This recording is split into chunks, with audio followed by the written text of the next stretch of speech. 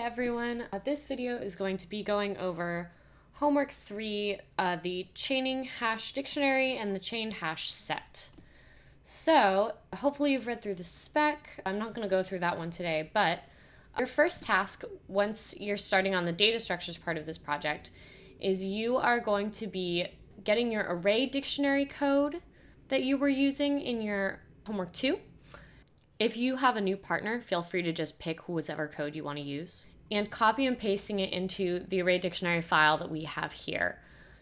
That's under source, main, Java, data structures, concrete, dictionaries, and then array dictionary. You might notice that when you do this, one method is broken, and it's because we've changed the iDictionary interface so that now our interface has one additional method. It has an iterator method, which means that you are going to be responsible for writing an iterator for your array dictionary.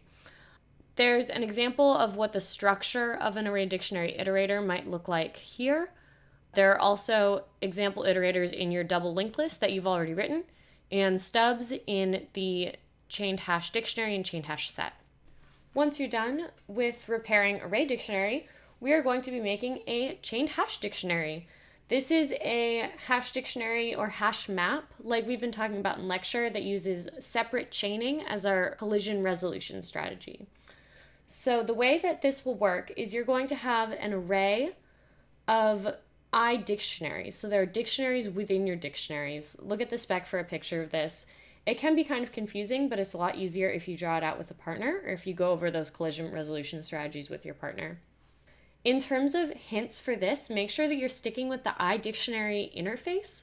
Because this is a dictionary, just like array dictionary, they use the same interface and implement the same methods, which means that this will also implement an iterator. We do have a skeleton already written out for you here.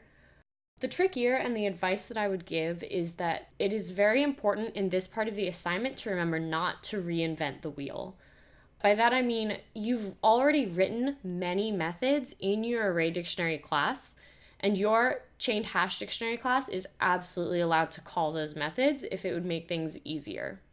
Once you're done with chained hash dictionary, you're going to be working on a chained hash set, but I think that if you and your partner are deciding how to split up work, please be aware that chained hash set is normally found to be a much simpler problem once you've finished chained hash dictionary. So just keep that in mind when you're deciding how to budget your time and how to divide up work. As always, please remember to write your own functionality tests on top of our provided tests if you want. It can be a really great way to catch those subtle bugs and a really great way to make sure that you're actually understanding how the chained hash dictionary is supposed to work and how the chained hash set is also supposed to work.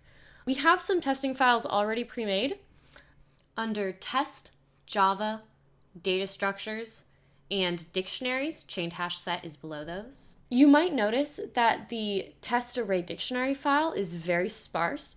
The reason is that test array dictionary and test chained hash dictionary extend the same test dictionary file. How it works is because they use the same interface, they have the same public methods, and we can use the same tests on both. Test chaining hash dictionary has a couple of additional tests, but it shouldn't be much different. Hope this has been a helpful overview of the files you'll be using for this project.